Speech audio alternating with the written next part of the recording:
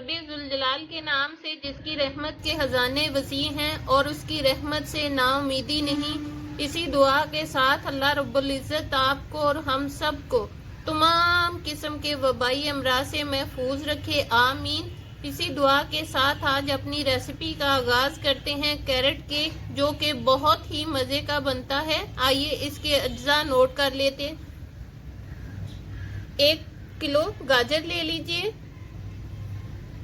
2 tablespoon तरबूज के बीज ले लीजिए, 2 टेबलस्पून पिस्ता, 2 टेबलस्पून अखरोट, 2 टेबलस्पून बादाम, 2 टेबलस्पून काजू, 2 टेबलस्पून किशमिश, 2 टेबलस्पून ब्लैक किशमिश, 6-7 सब्ज इलायची ले लीजिए, 1/4 कप देसी घी ले लीजिए, हाफ बोल खोया ले लीजिए।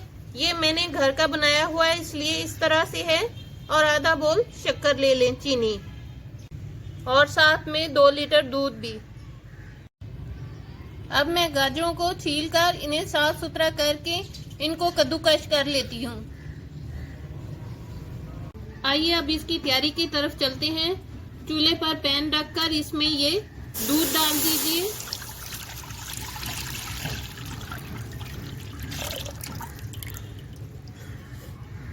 और इसको गरम कर लीजिए अच्छी तरह से। दूध को गरम कर लेने के बाद इसमें सब्ज इलायची इनका मुंह खोलकर डाल दीजिए और साथ में ये गाजरें भी डाल देती हूँ।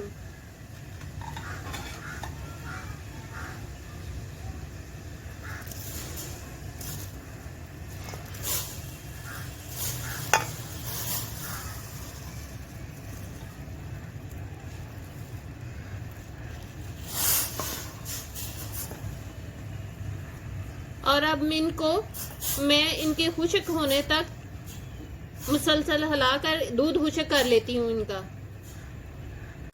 इसका मैंने आधे से ज्यादा दूध खुश्क कर लिया है। अब इसमें ये मैं चीनी डाल देती हूँ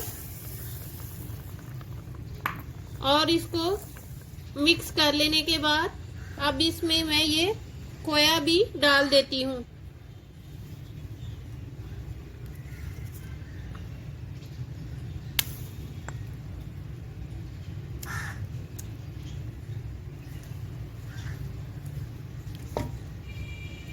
अब इनको मजीद इनके खुश्क होने तक मैं पका लेती हूँ मुसलसल हिलाकर।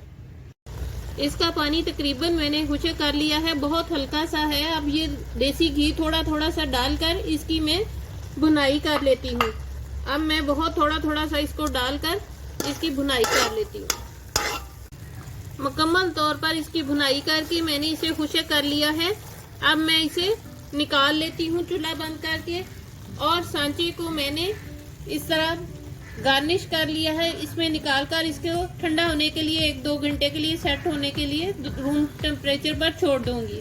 इसे मैंने सांचे में सेट कर लिया है। अब इसे मैं 3-4 घंटे के लिए ठंडा कर लूंगी। इंतहाई मजे का कैरेट केक तैयार है, बहुत ही मजे का बना है। इसी के साथ मेरे चैनल को लाइक कीजिए, सब्सक्राइब कीजिए, फैमिली और फ्रेंड्स में शेयर ज़रूर कीजिए ताकि मेरी आने वाली हर नई रेसिपी का नोटिफिकेशन आपको उसी वक्त मौसूल हो सके। अपना और अपने वालिदैन का बहुत ज़्यादा ख्याल रखिए, साथ मुझे भी दुआओं में याद रखिए। अल्लाह हाफिज़।